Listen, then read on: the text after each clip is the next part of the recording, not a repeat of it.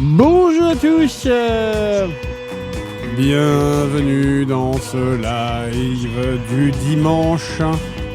Le dernier dimanche des vacances pour certains.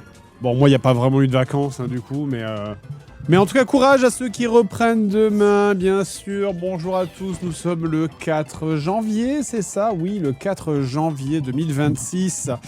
Bienvenue sur ce stream du dimanche. Il s'est déjà passé tellement de choses en 3 jours dans le monde. Donc, très content de vous retrouver pour un petit peu de vie normale. En attendant de reprendre la réalité d'ici quelques heures. Comment ça va? En fait, j'étais allé regarder, là, vous savez qu'ils ont sorti il y a quelques jours Geopolitical Simulator 2026. Je suis allé voir les commentaires parce que je me dis, chaque année ils te ressortent vraiment, je crois que c'est vraiment, on parle d'arnaque, mais chaque année ils te sortent le même putain de jeu avec les mêmes putains de bugs. Juste, ils changent les têtes des présidents vite fait, ils ajoutent 2 trucs à la con et hop, vendu le jeu. Et le jeu, il est sorti il y a quelques jours et il est déjà dépassé. Le mec du Venezuela qui a été kidnappé, ouais, bah oui. Le premier message sur le chat, c'est ça. Le mec de Venezuela, d'ailleurs, qui a été kidnappé. Mais ouais, il faut s'habituer à ce qu'on... La période de paix, c'est fini. C'est fini, là. Faut rester en forme, les amis. Faut pousser à la salle, parce que va falloir faire la guerre bientôt. Pas grave, je suis trop vieux. Ah, c'est ça, c'est l'avantage. Sur ce stream, vous êtes normalement trop vieux. Faire la guerre sur code, ça marche aussi. Non, mais en vrai, vous êtes tous des gamers. Donc on vous mettra une manette de Xbox dans la main et vous piloterez des drones. De toute façon, c'est toujours une question d'argent, bah évidemment, bien sûr. Évidemment. De toute façon, tout ce qu'on voit là, c'est les... c'est juste là, tout ce qu'on voit, tout ce qu'on assiste, que ce soit le Venezuela, là, hier... c'était hier ou c'est avant-hier? Non, c'était hier. Et dans quelques heures, très certainement, parce qu'il y a plein d'avions américains qui sont en train d'arriver en Europe, dans quelques heures ou dans quelques jours, l'Iran de nouveau, là.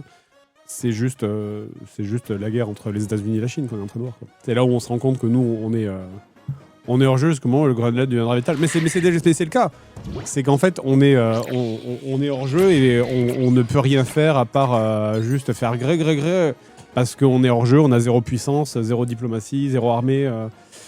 On est hors jeu, on ne peut que regarder, les autres faire des choses et nous on n'a aucun impact sur rien, quoi. Tant qu'on a nos sous-marins nucléaires. Mais les sous-marins nucléaires, ça t'assure juste de ne pas perdre la partie. Ça ne te permet pas de participer à la partie, ça t'assure juste de ne pas perdre. On condamne fermement quand même. Ouais, bien sûr, bah oui. Après, je comprends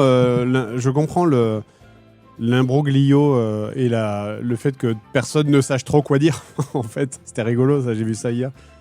Tu sens que tout le monde est en mode c'est pas bien, mais c'est bien, mais c'est pas bien. Tu vois, parce que c'est... Tu sens que d'un côté, les Vénézuéliens ont l'air très heureux, parce que c'était un dictateur qui s'était maintenu en place malgré qu'il ait perdu les élections. Donc, clairement, le peuple est très heureux. Mais de l'autre côté, on sait tous qu'ils l'ont pas fait pour une bonne raison. On sait tous qu'ils y sont allés uniquement pour le pétrole. Et uniquement pour ça et pour nettoyer leur jardin afin d'avoir un allié, de mettre un allié à leur pouvoir qui du coup posera problème à la Chine et empêchera le Venezuela d'alimenter la Chine en pétrole, quoi. Le droit international est le dernier rempart contre une guerre mondiale. Ça n'existe pas, le droit international. Ça n'existe pas. Ça n'existe pas. Le droit international, c'est un concept qui a été créé par les Occidentaux parce qu'on a dominé le monde pendant plusieurs centaines d'années et qu'on a dominé le monde post-Deuxième Guerre mondiale. Et du coup, on a inventé le concept de droit international pour dire ce qui était moralement bien comme relation entre les pays. Mais le droit international n'existe, comme le droit d'ailleurs, comme la justice dans n'importe quel pays, n'existe que parce que l'État a le droit de violence légitime. Et c'est cette violence légitime de l'État qui crée la justice, qui fait qu'il y a un droit dans ton... qu'il y a une forme de droit dans ton pays. Mais à partir du moment... Le droit international, c'était pareil. Le droit international, il existait parce que les pays occidentaux, et les États-Unis surtout, qui représentent 90% de la force des pays occidentaux, étaient à peu près du même avis sur les relations entre les pays et sur la manière dont on doit gérer, administrer les relations entre les pays, du genre il faut pas s'envahir, il faut respecter les frontières, etc. Mais à partir du moment où tu as un pays comme les États-Unis qui d'un seul coup a dit bah moi finalement j'en ai rien à foutre du droit international, je fais ce que je veux, sachant que le droit international en plus on le violait un petit peu quand ça nous arrange. À partir du moment où tu as les États-Unis qui est le plus gros contributeur à la force, avec des guillemets, la force légitime des pays occidentaux à exercer ce droit international, bah nous en tant que spectateurs, parce que les Européens, on est des spectateurs, on n'a pas d'armée, on n'a rien, on n'a pas de moyens de pression, on n'a pas d'économie, on n'est pas unis, on n'a pas de puissance économique unie, on n'a pas de voie diplomatique unie, on n'a pas d'armée unie, donc on est rien en fait, on n'existe pas, on est des spectateurs. Bah, du coup, le droit international n'existe plus. Ça n'existe pas, le droit international. Si demain, encore une fois, c'est ce que je dis, c'est juste un concept créé par les Occidentaux pour dire, bah, normalement, la bienséance voudrait que les choses soient comme ça. Mais si demain, bah, si maintenant les États-Unis disent bah non, j'ai décidé que c'est plus comme ça, et que la Chine décide que c'est plus comme ça, et que bah, ça n'existe plus, c'est tout, voilà.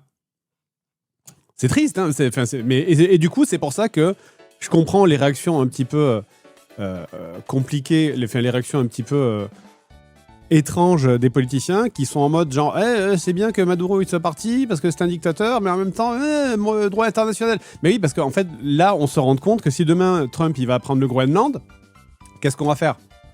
On va envoyer nos armées contre les États-Unis? Bien sûr que non. On va rien faire. On est bien sûr que non. On peut rien faire. On n'a aucune puissance. On n'est pas unis. On n'est même pas d'accord entre nous sur des trucs à la con. Donc évidemment qu'on va rien faire en fait. Donc on va juste s'aplatir et faire le droit international, parce que ça nous arrangeait bien le droit international à l'époque où les États-Unis étaient derrière nous pour l'appliquer et le faire respecter. Mais maintenant qu'ils le sont plus, eh ben on est dans la merde et on est en mode genre oui mais c'est pas comme ça qu'on fait. Bah oui, sauf que le mec qui a le gros flingue, il dit qu'il en a rien à foutre. Voilà. En prenant en compte l'aspect économique autour des droits, mais bon c'est vaste comme sujet. Oui bien sûr. Encore une fois c'est très très vaste bien sûr comme sujet. Mais le résumé, de toute façon, c'est que tout ça n'est qu'une partie d'échec entre la Chine et les États-Unis, sur laquelle nous, on est mis de côté.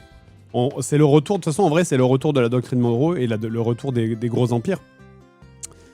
Et donc, bah, c'est où t'es t'es gros et t'as un gros flingue et tu peux menacer tes voisins, ou tu l'as pas et tu subis les autres qui ont un gros flingue. C'est qu'on n'avait pas l'habitude parce qu'on vivait dans une période de paix, mais la période de paix elle est finie quoi. Mais bon, bonne année. Et la santé hein. Je peux venir dans ton abri nucléaire cette année, je m'abonne. J'aime bien Fallout moi, mais malheureusement un abri nucléaire c'est chaud. C'est cher. Tu sais que personne... Mais de toute façon en vrai pourquoi tu dis ça? Il faut aller en Suisse. Faut avoir un meilleur pote suisse. Parce que vous, les Suisses, là, je sais pas s'il y en a dans le chat, mais vous, les Suisses, vous avez tous votre abri, normalement. On a un abri par personne, en théorie. Ça, c'est fou. Hein. Je sais pas où vous trouvez la place, ça. Bob, il a déjà son bunker. Mais je sais pas comment ça marche, c'est pas possible. Je veux dire, tous les mecs qui habitent dans des bâtiments, vous avez pas tous un abri. C'est pas le pays, il est pas creusé en version négative, en dessous. Comment vous faites? Ils sont où, en fait? Sous les écoles, les stades, les immeubles, j'ai jamais regardé. Faudra que je regarde si je trouve des documentaires là-dessus pour savoir comment c'est fait. Parce que j'ai jamais regardé. Enfin, j'ai vu des gros machins, genre avec des grosses portes, mais ultra clichés. Et je me demande l'abri de Monsieur Tout le Monde, comment il marche en fait. Genre dans les villages, tu as la ville de Gruyère par exemple. Je dis ça parce que j'y suis allé. La ville de Gruyère, ils sont où les abris? Les backrooms. Il y a les backrooms sous la Suisse. Je vais réfléchir à immigrer en Suisse. Putain, si je te dis, hein. Fallait marier une Suisse, hein. Tous les weebs, là, ils veulent épouser des japonaises, mais non, le bon plan, c'est d'épouser une Suisse. Hein. Une Suissesse? On dit une Suissesse? On n'a pas les moyens. Bah oui, mais c'est fantastique. Non seulement tu payes moins d'impôts, et en plus, ta vie est garantie. Et puis la Suisse, c'est magnifique. Je pense que c'est le plus beau pays que j'ai jamais vu, à part la Norvège. Quand j'avais pris le train, là, pour aller... c'était à Lausanne. Je crois que j'avais pris le train de je sais plus quel bled, qui traversait les montagnes. C'est incroyable. Incroyable. Et le chocolat, il est mieux que le chocolat belge, tu y connais rien. Non, je suis pas d'accord. Je trouve le chocolat belge est meilleur pour le coup. Je trouve le chocolat suisse est un peu granuleux. Après, les Suisses, ils ont le meilleur chocolat bas de gamme. Le meilleur chocolat bas de gamme, pour moi, c'est le Milka. Et c'est très bon. C'est très bon. C'est le meilleur. Pour moi, le Milka, c'est le meilleur chocolat. Mais c'est le meilleur chocolat bas de gamme, quoi.